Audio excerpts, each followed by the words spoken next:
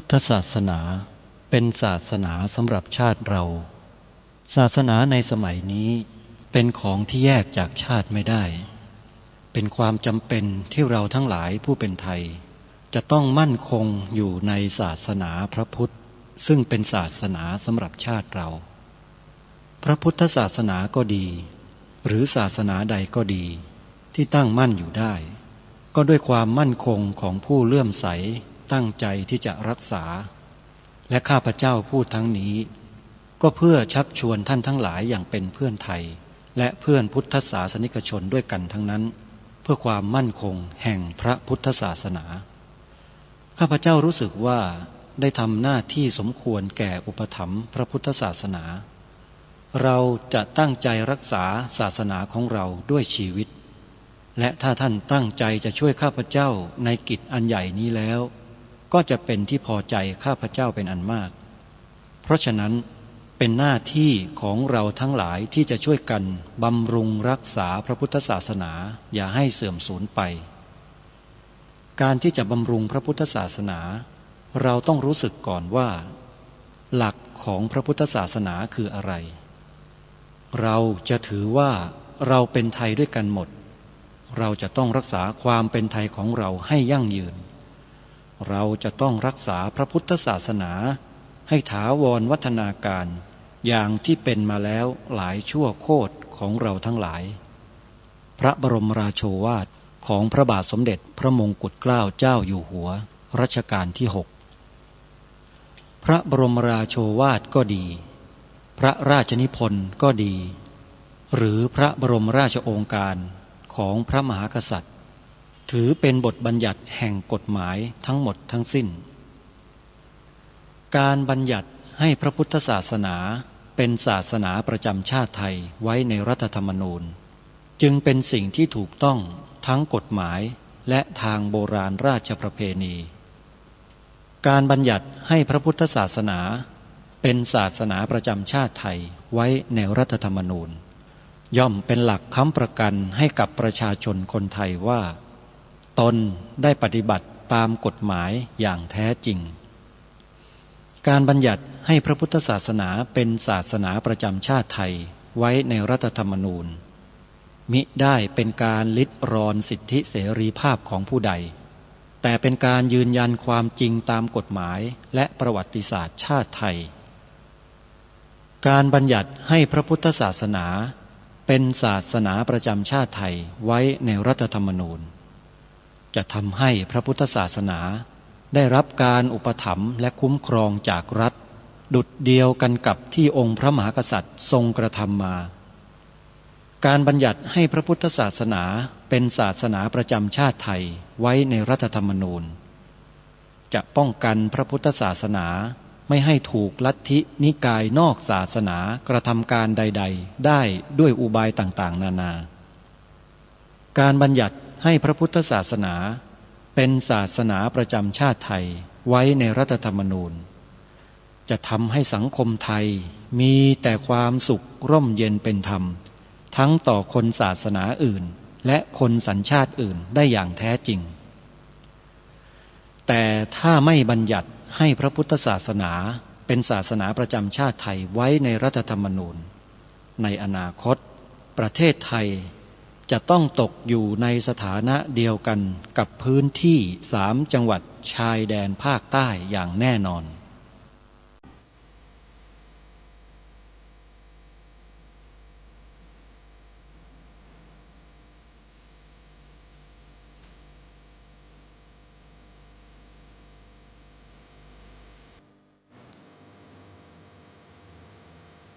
ขอกราบถวายความนอบน้อมแด่พระรัตนตรัยถวายความเคารพพระมหาเถระพระเถรานุเถระทุกท่านขอความสุขความเจริญในธรรมจงบังเกิดมีแด่ท่านสาธุชนที่กำลังติดตามรับฟังรายการจากสถานีวิทยุแห่งนี้ทุกท่านขอนำท่านผู้ฟังเข้าสู่รายการคดีโลกคดีธรรม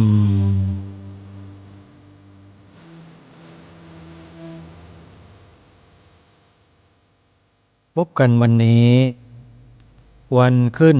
5 ค่ำเดือนยี่วันนี้ตรงกับวันพุธที่24 ธันวาคมพระพุทธศักราช 2568 รายการคดีโลกคดีธรรมมาพบกับสาธุชนเป็นปกติทุกวันจันทร์ถึงวันศุกร์และวันเสาร์อาทิตย์ทางสถานีวิทยุแห่งนี้ท่านสามารถดาวน์โหลดแอปพลิเคชันที่ชื่อว่าวิทยุพุทธศาสนาทั่วไทยเพื่อติดตามรับฟังรายการนี้ได้ทุกวันและยังมีรายการธรรมะสาระดีๆให้ท่านทั้งหลายได้เลือกฟังโดยอิสระเป็นจำนวนมากจากสถานีวิทยุพระพุทธศาสนาที่ออกอากาศตลอด24 ชั่วโมงจำนวน48 สถานีในแอปพลิเคชันดังกล่าวท่านต้องการฟังสถานีวิทยุใดก็สามารถเลือกรับฟังได้โดยอิสระนี่คือสิ่งที่พระสงฆ์ท่านได้จัดทำเอาไว้เพื่อบริการธรรมะให้แก่ผู้ที่มีความสนใจเข้ามาดาวน์โหลดแอปพลิเคชันนี้ไปใช้ได้ฟรีไม่ต้องเสียค่าใช้จ่ายใดๆทั้งสิ้นจึงขอเรียนเชิญ เจริญพรญาติโยมศรัทธาสาธุชนได้บอกต่อให้พี่น้องชาวไทยเราได้รับแอปพลิเคชันดีๆนี้เอาไว้เพื่อความเป็นสิริมงคลแก่ชีวิตใครที่บอกผู้อื่นผู้นั้นได้บุญวันนี้ทางรายการก็ยังคงมาปรารภถึงปกิณณกธรรมให้กับท่านทั้งหลายได้สดับรับฟังกันเช่นเคยโดยครั้งที่ผ่านๆมาก็ได้เล่าสู่ท่านผู้ฟังให้ทราบถึงข้อปฏิบัติสติปัฏฐานสี่ให้พวกเราได้สดับรับฟังกันไปโดยยกตัวอย่างของผู้ดำเนินรายการเองที่มีประสบการณ์ทางด้านนี้มาก็นำมาบอกเล่าให้ผู้ที่สนใจได้ทราบถึงลำดับและขั้นตอนที่เราจะได้พบได้เจอกับสภาวะธรรมต่างๆแล้วเราจะต้องปฏิบัติตนอย่างไรโดยจะเน้นให้พวกเราเนี่ยเชื่อฟังครูอาจารย์ที่สอนกรรมฐานถ้าเราเชื่อฟังครูบาอาจารย์แล้วทำตามที่ท่านบอกเราจะได้รับประโยชน์เต็มๆแต่ถ้าหากว่าเราดื้อดึงไม่เชื่อไม่ทำตามครูบาอาจารย์เราอาจจะได้รับผลร้ายจากการปฏิบัติก็เป็นได้ซึ่งก็มีอยู่หลายรายที่เกิดอาการเช่นนั้นเพราะไม่เชื่อฟังครูบาอาจารย์นั่นเองไปคิดเองเองไปทำเองมันก็เกิดปัญหาขึ้นในสภาพจิตใจของผู้นั้นเป็นบ้าไปก็มีเลอะเลือนไปก็มีแต่สุดท้ายแล้วครูบาอาจารย์ท่านก็ช่วยให้กลับมาดีดังเดิมได้มีวิธีทั้งนั้นท่านผู้ฟังมันอยู่ที่ว่าพวกเรานั้นเอาใจใส่หรือไม่การที่ทำผิดต่อครูบาอาจารย์แล้วเกิดอาการผิดปกติทางจิตขึ้นมาเนี่ยมันแก้ได้จริงๆท่านผู้ฟังไม่ได้ยากเย็นอะไรเลยเพียงแค่ถือดอกไม้พานดอกไม้ธูปเทียนมาขอขมาครูบาอาจารย์เท่านั้นแหละทุกอย่างก็จบครูบาอาจารย์ก็จะแนะนำให้เดินจงกรมนั่งสมาธิแล้วฟังครูบาอาจารย์ท่านสอนท่านบอกให้ทำอย่างไรกำหนดอย่างไรพิจารณาอย่างไรให้ทำตามทุกขั้นตอนและที่สำคัญอีกประการหนึ่งก็คือเวลามาส่งอารมณ์มาส่งของจริงๆที่เจอที่พบมีสภาวะอย่างไรต้องบอกครูบาอาจารย์ให้ตรงไปตรงมาอย่าปกปิดอย่าซ่อนเร้น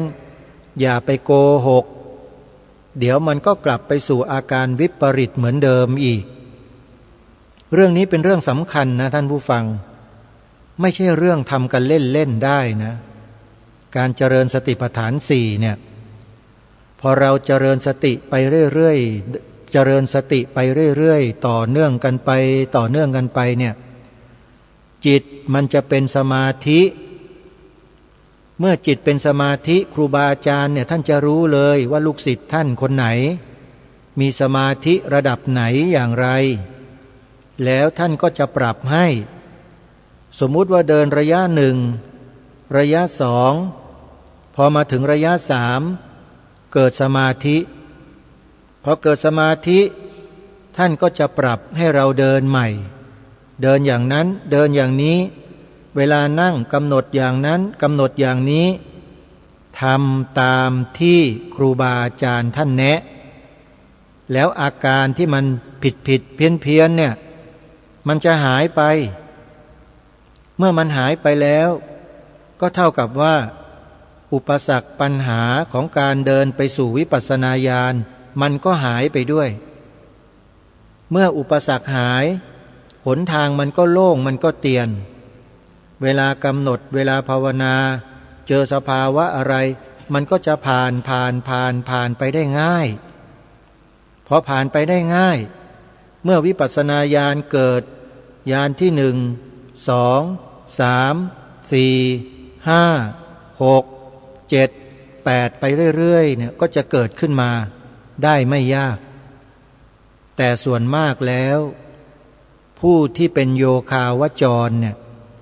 จะติดอยู่ที่ญาณที่สามเป็นส่วนมากนั่นก็คือสัมมสนญาณญาณขั้นนี้จะเห็นอนิจจังทุกขังอนัตตาของรูปนามชัดขึ้นก็จริงอยู่แต่ที่ทำให้เห็นได้ชัดขึ้นเนี่ยมันจะมีสิ่งมาคู่กันก็คือเรื่องของสมาธิที่เข้มข้นพอมีสมาธิเข้มข้นไอ้นิมิตทั้งหลายทั้งปวงสารพัดนิมิตมันจะเกิดขึ้นในวิถีจิตของเราหรือในจิตของเรานั่นน่ะ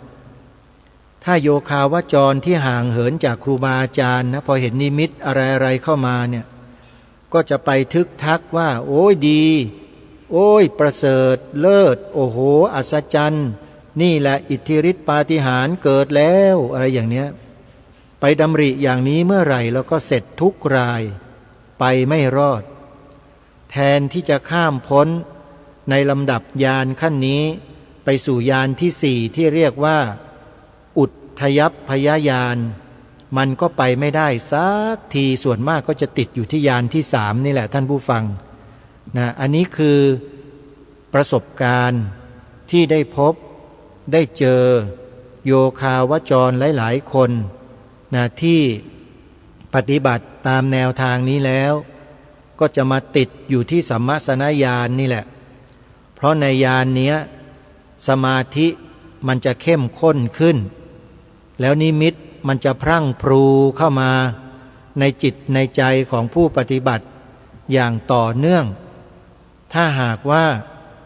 ไม่เผลอสติก็จะสามารถข้ามพ้นไปได้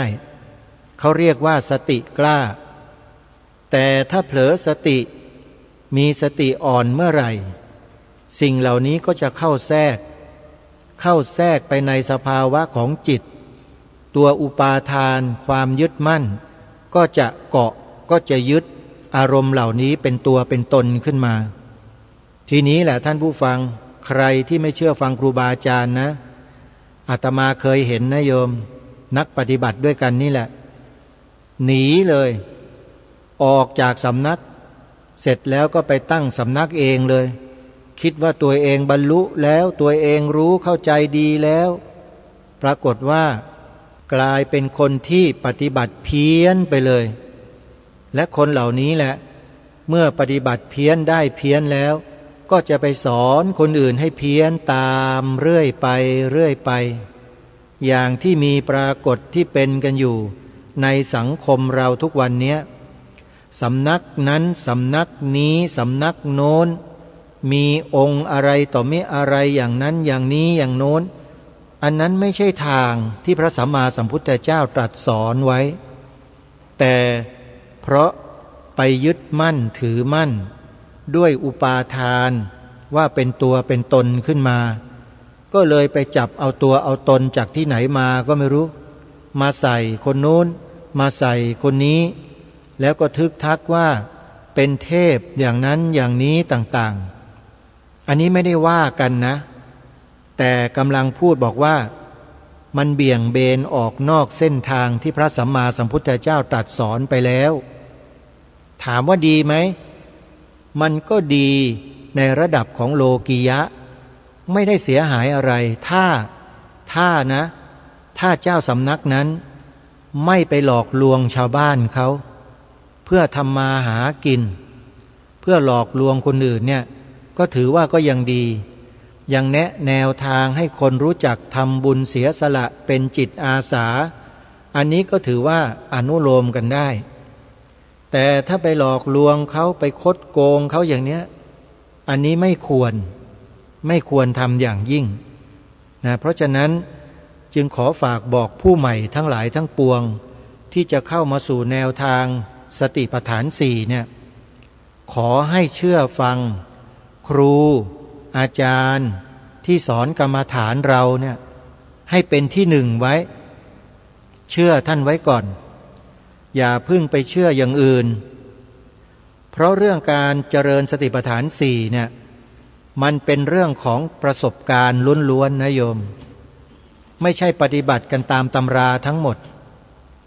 สภาวะที่มันจะเกิดมันไม่ได้ไปเกิดผุดที่ตำราและให้เราไปเห็นไปรู้ไม่ใช่แต่มันเกิดที่ใจเรานี่แหละตัวเราเนี่ยรูปนามเรานี่เองนี่แหละประสบการณ์ล้วนๆเลยฮะที่ศึกษาเรียนรู้ได้จะผ่านจะติดจะอะไรต่อไม่อะไรเนี่ยมันขึ้นอยู่กับเรากับครูอาจารย์ของเราเท่านั้นไม่ได้ขึ้นอยู่กับใครทั้งนั้นไม่ได้ขึ้นอยู่กับตำรับตำราที่ไหนตำรับตำรานั้นน่ะถูกต้องใช่ท่านเขียนท่านยึดเป็นหลักเอาไว้แต่เมื่อสภาวะมันเกิดเนี่ยมันอ่านตำราไม่ทันหรอกโยมมันเกิดแป๊บเดียวเท่านั้นแหละจิตนี่พลิกเลยถ้าดีมันก็ดีไปเลยโยม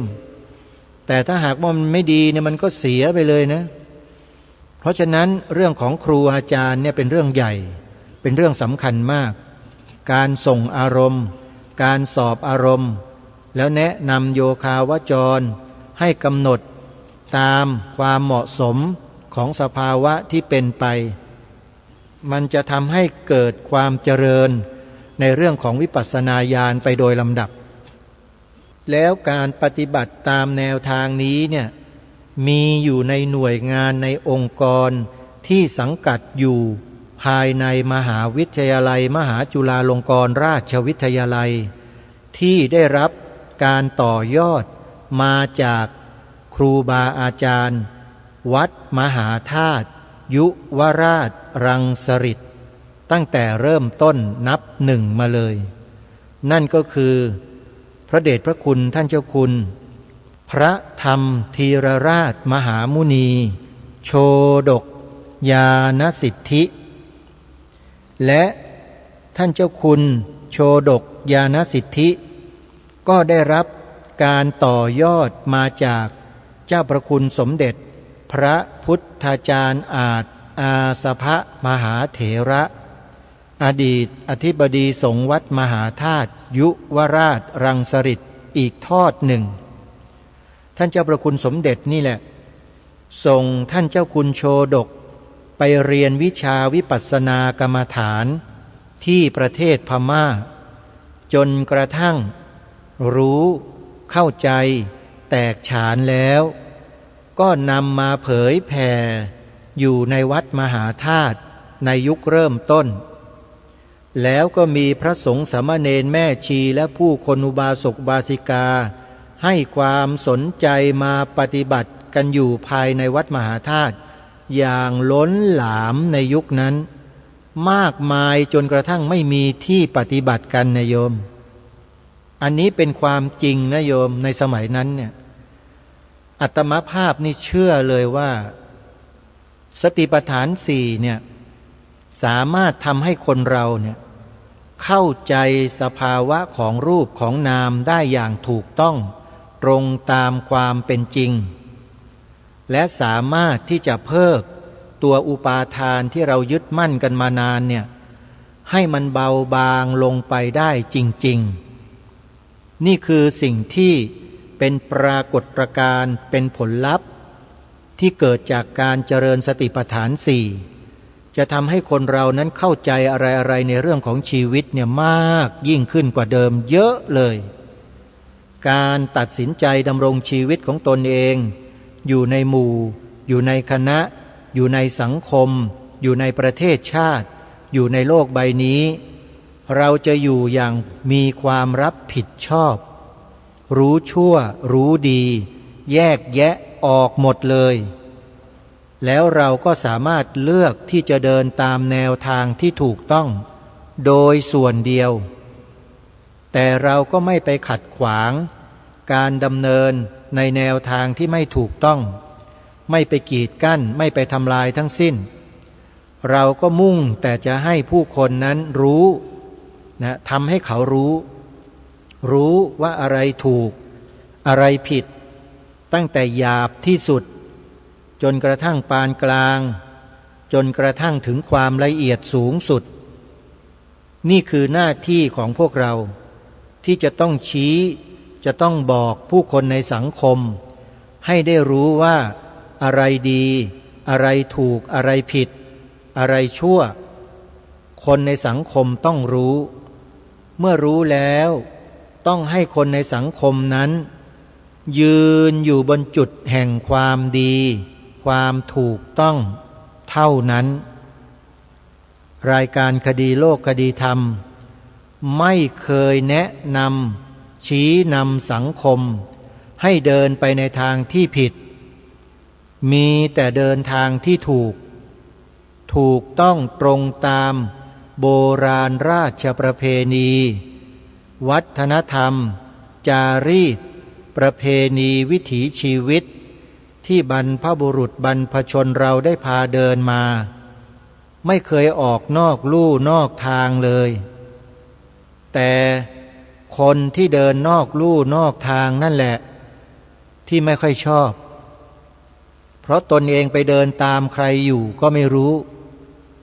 เมื่อไปเดินตามเขาแล้วแนวความคิดมันก็สวนทางกับแนวทางของบรรพชนตัวเอง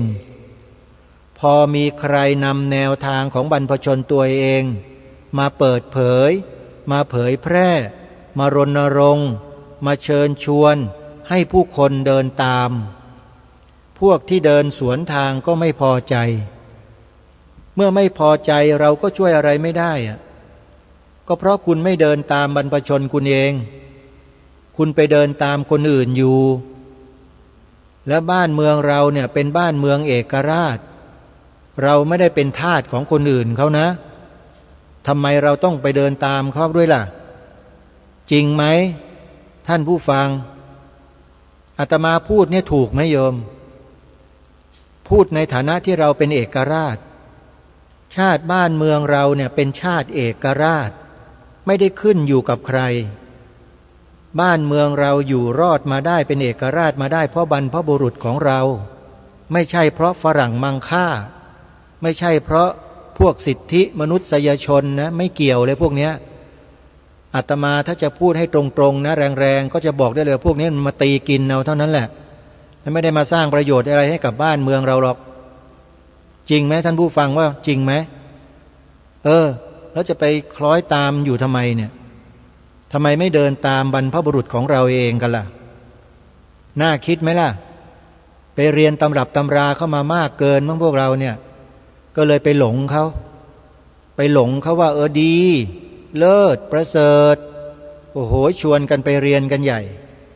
อาตมาไม่หลงประเด็นหรอกขอบอกได้เลย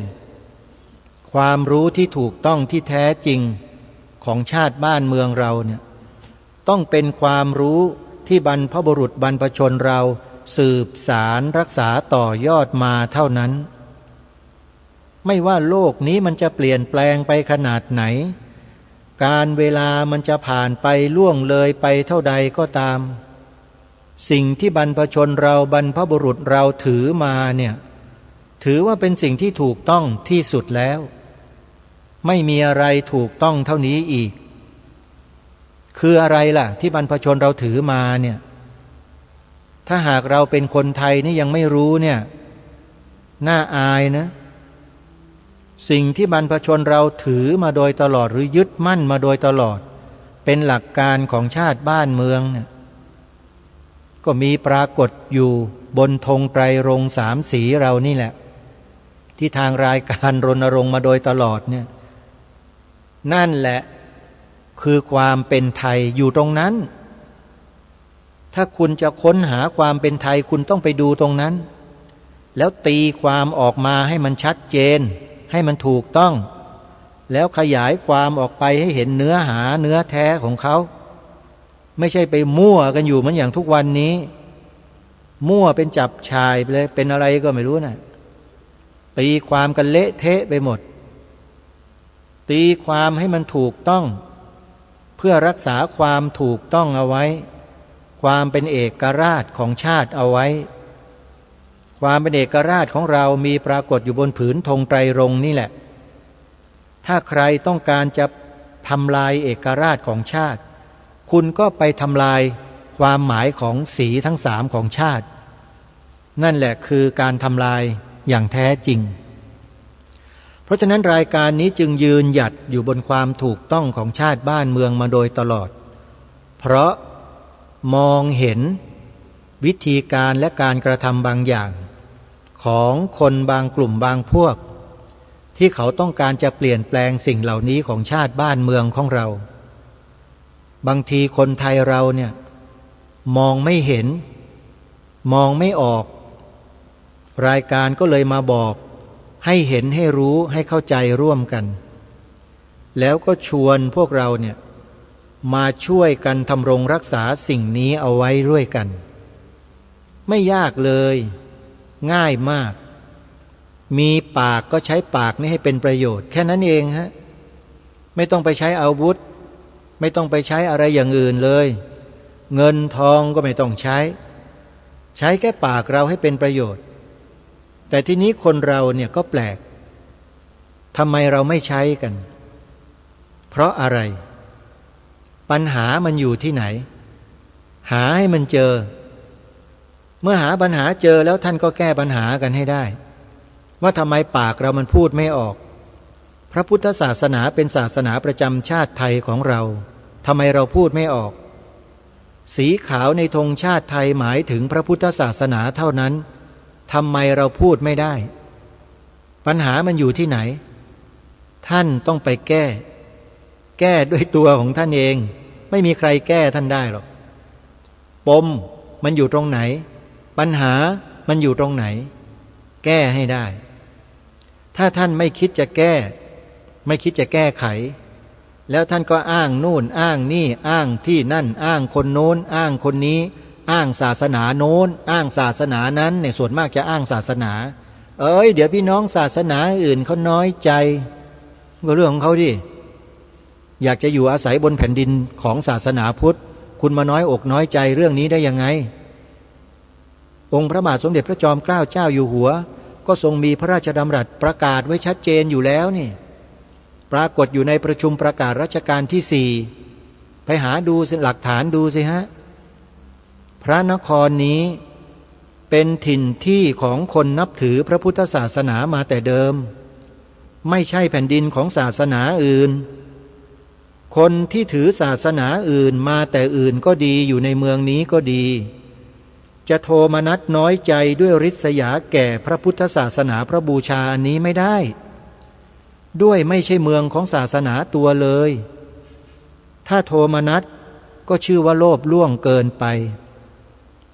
พระราชดำรัสตรัสประกาศชัดเจนถึงเพียงนี้แล้วทำไมพวกเราคนไทยจึงพูดกันไม่ได้ล่ะทำไมไม่พูด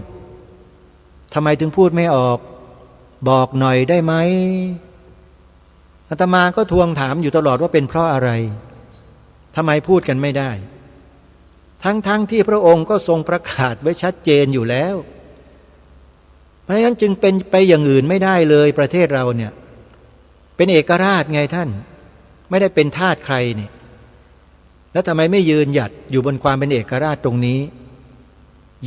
ยกพระพุทธศาสนาให้เด่นชัดให้ปรากฏสินี่แหละคือสิ่งที่เราต้องทำกันน่ะแต่เราทำกันไหมล่ะหรือว่าเห็นว่ารายการนี้จะเด่นขึ้นจะดังขึ้นจะมีคนยกย่องมากขึ้นหรือไงจึงไม่อยากจะทำกันน่ะติดขัดอยู่แค่นี้หรือเปล่าท่านทั้งหลายท่านไม่ต้องกลัวหรอกอาตมาหรือกระผมเนี่ยนะที่พูดอยู่เนี่ยไม่ได้มีความกระเฮี้ยนกระหือรืออยากจะได้ชื่อเสียงเกียรติยศยศถาบรรดาศักดิ์ตำแหน่งอะไรหรอกท่านไม่มีความหมายสำหรับชีวิตผมหรอกสิ่งที่เหนือกว่านั้นมีเยอะแยะเลย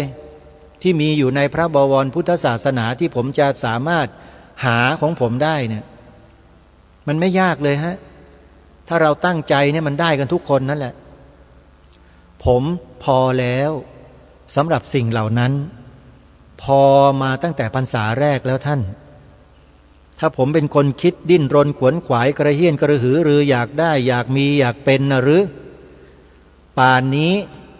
ผมได้อะไรมากกว่านี้เยอะด้วยตำแหน่งหน้าที่การงานที่ทำอยู่ผมได้อะไรเยอะแยะแต่ผมไม่เอาไงเพราะผมรู้ไงครับว่าสิ่งเหล่านั้นคืออะไรพอครับคนเรามันอยู่ที่คำว่าพอพระบาทสมเด็จพระบรมชนกาธิเบศรมหาภูมิพลอดุลยเดชมหาราชบรมนาถบพิตรทรงเป็นแบบอย่างที่สุดยอดที่สุดในโลกในหมู่มนุษย์ทั้งหลายในโลกใบนี้ผมบอกได้เลยพระองค์ท่านคือแบบอย่างที่ดีที่สุดที่เราจะต้องดำเนินรอยตามเบื้องพระยุคลบาทของพระองค์ท่านแบบพอเพียงคนเราถ้ามีคำว่าพอเพียงเพียงพอแล้วมันจะต้องไปดิ้นรนขวนขวายไปหาอะไรล่ะท่านเพราะฉะนั้นสิ่งที่ผมพูดสิ่งที่ผมทำอยู่ทุกวันนี้ไม่ได้ทำเพื่อชื่อเสียงไม่ได้ทำเพื่อเกียรติยศไม่ได้ทำเพื่อยศถาบรรดาศักดิ์ไม่ได้ทำเพื่อตำแหน่งอะไรทั้งนั้นเนี่ยท่านไม่ต้องกลัวหรอกว่าผมจะได้ดิบได้ดีครับเพราะการที่ท่านทำตามผมไม่ได้ให้ทำตามผมเพราะสิ่งที่ผมอัญเชิญมาไม่ใช่ของผมท่านผมย้ำมาโดยตลอดว่าเป็นขององค์บูรพมหากษัตริย์ของเราทั้งนั้นที่พระองค์ได้พระราชทานเอาไว้ดีแล้วแต่เรานั่นแหละที่ละเลยกันเองไม่ดำเนินรอยตามพระองค์ท่านผมก็มาบอกให้ทุกท่านได้รู้ตัวกันไงว่าท่านอย่าอยู่เฉยนะท่านนะสิ่งเหล่านี้กว่าจะเป็นกว่าจะมีกว่าจะได้มาเนี่ยหลายคนที่เป็นบรรพชนของเราหลายพระองค์ที่เป็นองค์พระมหากษัตริย์และพระบรมวงศานุวงศ์ในอดีตของเราเนี่ยทรงเสียสละพระชนชีพเสียสละความสุขส่วนพระองค์ทั้งนั้นเลยสืบสารรักษาต่อยอดกันมาเนี่ยไอ้ความสำนึกในข้อนี้แหละสำคัญมากถ้ามันไม่มีนะมันจะไม่สนใจอะไรเลยมันจะนิ่งเฉยปล่อยมันไปไอ้รายการคดีโลกคดีธรรมจะพูดไงก็ช่างมึงกูก็จะทำของกูไปอย่างนี้แหละบ้านเมืองนี้ไม่ใช่ของกูคนเดียวถ้าคิดอย่างเนี้ยบ้านเมืองมันจะเป็นยังไงลองดูลองคิดให้ดีนะท่านคือท่านมีเทคนิคมีวิธีการมีอะไรของท่านก็แล้วแต่ท่านก็ประยุกต์นำสิ่งเหล่านี้ไปพูดออกอากาศไปสอนเด็กนักเรียนญาติโยมลูกศิษย์ซึ่งมีโอกาสมากกว่าผมอีกในการเข้าถึงประชาชนเยาวชนทั้งหลายทั้งปวงเนี่ยโดยเฉพาะนักพูดนักบรรยายนักทอล์กธรรมะโชว์ทั้งหลายอย่างเช่นมหาสมปองววชิระเมธีทั้งหลายเนี่ยถ้าคุณรู้จักประยุกต์สิ่งเหล่านี้ไปสอดแทรกในคำบรรยายในการให้ความรู้กับเด็กเยาวชนปีหนึ่งเนี่ยเป็นล้านคนหลายแสนคนถ้าพวกคุณช่วยกันเนี่ยและความเป็นไทยมันจะไปไหนเสียล่ะท่าน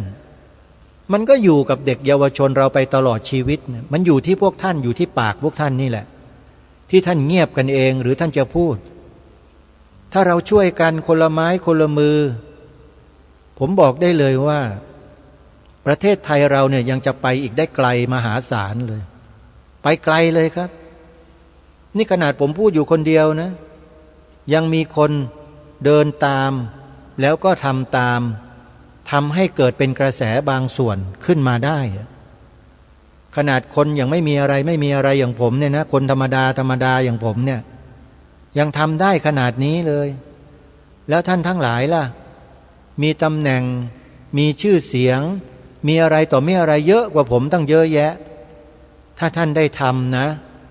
ประโยชน์จะเกิดขึ้นกับชาติบ้านเมืองเยอะกว่าผมมากมายเลยผมจะยกมือท่วมหัวอนุโมทนากับครูบาอาจารย์ทั้งหลายทั้งปวงอย่างยิ่งดีใจมากเลยท่านดีใจจริงๆที่บรรพบุรุษเรา จะมีคนสืบสารรักษาต่อยอดสิ่งเหล่านั้นของท่านทั้งหลายเหล่านั้นแล้วผมก็สบายใจของผมขึ้นมานะสิ่งที่ผมต้องการคือความสบายใจไม่ต้องมากังวลใจอะไรอีกที่มันกังวลใจก็เพราะคนไทยเราไม่ช่วยกันเองไม่ส่งเสริมกันไม่ช่วยไม่ส่งเสริมกันแล้วยังมาขัดแข้งขัดขากันอีกยังมาดูถูกดูแคลนพูดกระแนะกระแหนกันในรายการกันอีกเนี่ยนี่คือคนไทยนะในยุคปัจจุบันเนี้ยมันเป็นกันอย่างนี้ทำไมถึงรู้ล่ะก็มีญาติโยมเข้ามาบอกเวลาเขาฟังรายการนั้นรายการนี้พูดในลักษณะนั้นลักษณะนี้เขาก็มากระซิบบอกนะสิก็ผมไม่ได้โกรธอะไรหรอกผมถือว่าท่านเหล่านั้นยังเข้าไม่ถึงยังไม่รู้จริงถ้ารู้จริงนะมันจะเหมือนกับคนบางคนที่จะยกตัวอย่างให้ฟังเวลาพอไหมนี่พอนะมีคนคนหนึ่ง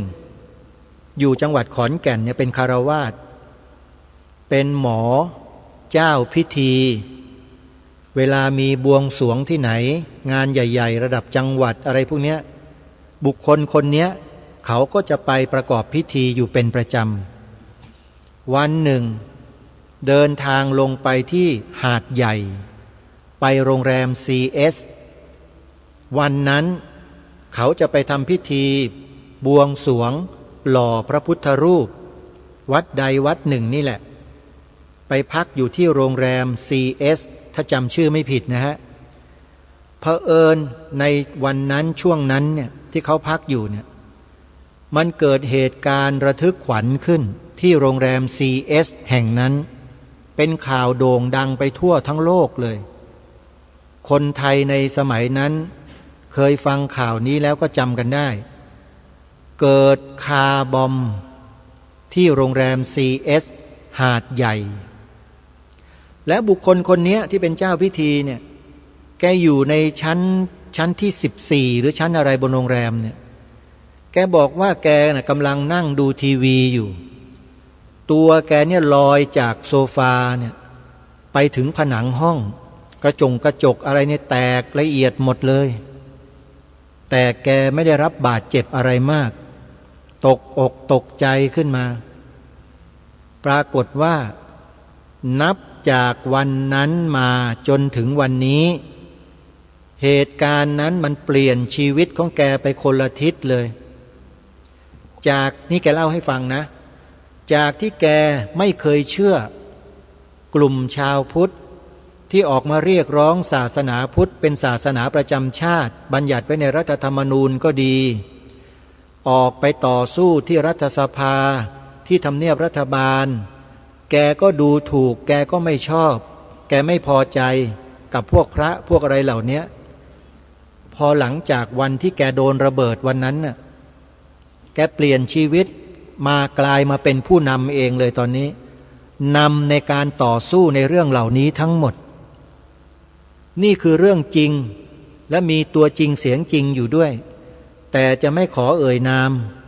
สงวนเอาไว้ก่อนเพราะบุคคลคนนี้รู้จักสนิทชิดเชื้อกับ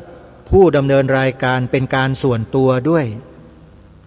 และเราก็ได้พูดคุยเรื่องงานของชาติบ้านเมืองกันอยู่ตลอด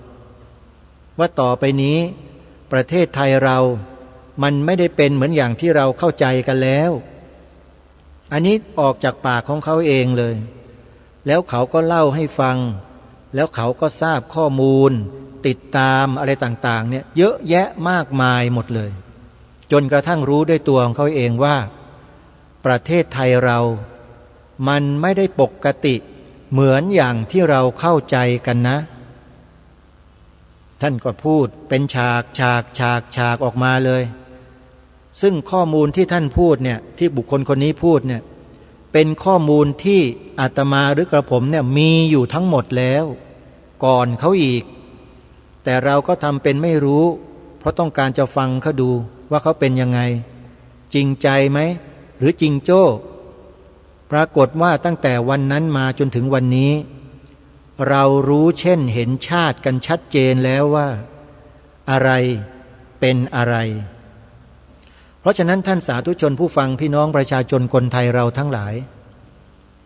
สิ่งที่ทางรายการย้ำและพูดมาโดยตลอดเนี่ยมันคือวิธีการป้องกันชาติบ้านเมืองของเราไปในตัวด้วยถึงแม้ว่าเราจะไม่ได้ทำหน้าที่นี้โดยตรงแต่การที่เรามารณรงค์ทำกันโดยอ้อมนี่แหละมันเหมือนกับตีป่าล้อมเมืองยังไงอย่างนั้นเลยท่านตียังไงตีป่า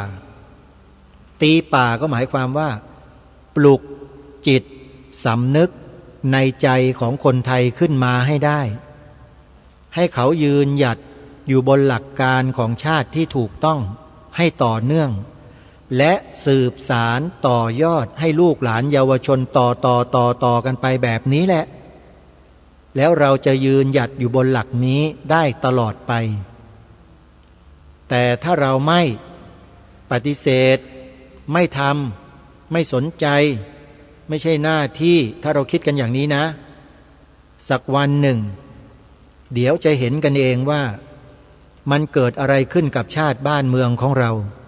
ในอนาคตไม่ไกลนี่แหละถ้ายังนิ่งนอนใจกันอยู่นะถ้ายังคิดกันเอาเองว่าไม่เป็นอะไรหรอก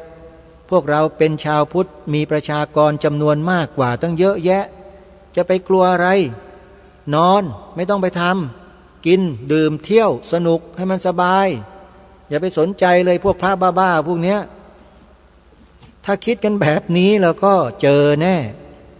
รับรองได้เจอแน่จริงๆนี่ไม่ได้พูดโกหกแล้วคอยดูต่อไปก็แล้วกันแล้วอย่าลืมบอกลูกบอกหลานให้คอยตามดูด้วยนะว่าบ้านเมืองนี้จะเกิดอะไรขึ้นถ้าหากยังไม่ดำเนินรอยตามบรรพบุรุษของตนเองไม่สืบสารรักษาต่อยอดอย่างจริงจังทำให้เกิดความมั่นคงด้วยวิธีการที่ทางรายการได้ปรารภและพูดมาโดยตลอดนั่นก็คือบัญญัติไว้โดยข้อกฎหมายรัฐธรรมนูญซะกติกาของประเทศเนี่ยหลักมันอยู่ตรงนั้นตราบใดที่บ้านเมืองเรายังปกครองกันด้วยกฎหมายนะตัวอักษรที่จะเขียนไว้ในกฎหมายเนี่ยมันยังคงสำคัญอยู่ตลอดใครที่มาพูดอยู่ตลอดว่าไม่สำคัญหรอกตัวหนังสือเขียนไว้ทำไมไม่ต้องเขียนไม่ต้องบัญญัติไว้ก็ได้เนี่ยใครที่พูดยังพูดอยู่อย่างนี้นะขอบอกได้เลยว่านั่นน่ะผิดปกติและคนคนนั้นน่ะใช่พวกเดียวกับเราหรือเปล่าหรือขายตัวให้ใครไปแล้วหรือไม่อันนี้ก็ต้องติดตามกันดูท่านผู้ฟังแต่จริงๆแล้วเรามีข้อมูลหมดแหละว่าอะไรใครยังไงแบบไหนทำไมแต่เราไม่พูดเท่านั้นเองมาทำหน้าที่เรียกลุกปลุกตื่นให้พี่น้องประชาชนคนไทยเราดีกว่าโดยยึดหลักคุณงามความดีไว้อย่าไปทำร้ายอย่าไปเบียดเบียนอย่าไปทำลายใครทั้งสิ้นแต่มายืนอยู่บนหลักการของเรากันเองให้หนักแน่นมั่นคงเท่านั้นแหละเราก็รักษาความเป็นประเทศชาติของเราไว้ได้ความเป็นเอกราชนครนี้เอาไว้ได้ด้วยมือของพวกเรากันเองหรือใครยังจะหวังพวกนักการเมืองกันอยู่ใครยังจะหวังอยู่ผมหรืออาตมาไม่เคยหวังเลยฮะไม่ได้หวังเลยมาตั้งนานแล้วหวังแต่ประชาชนธรรมดาอย่างพวกเรานี่แหละที่จะช่วยกันคนละไม้คนละมือสารใจกันให้เป็นหนึ่งเดียวที่เรียกว่าสามัคคีฮะขอความสามัคคีกลับคืนมาเถอะเราจะรักษาประเทศของเราไว้ได้ช่วงท้ายรายการก็สรุปไว้แต่เพียงเท่านี้นะท่านผู้ฟังนะวันนี้เวลาของรายการหมดท่านผู้ฟังต้องขอสมมุติยุติรายการไว้แต่เพียงเท่านี้พบกับรายการได้ใหม่ในวันต่อไปขอความสุขความสวัสดีในธรรมแห่งองค์สมเด็จพระบรมศาสดาสัมมาสัมพุทธเจ้าจงปรากฏเกิดมีขึ้นในจิตใจ